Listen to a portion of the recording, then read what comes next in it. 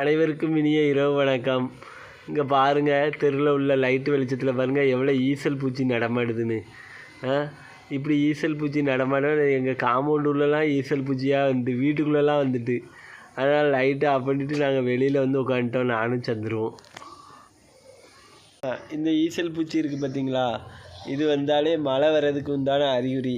கண்டிப்பாக வந்து மழை வரும்னு நினைக்கிறேன். சரியா, மழை கண்டிப்பாக இருக்குது. இங்கே பாருங்கள்,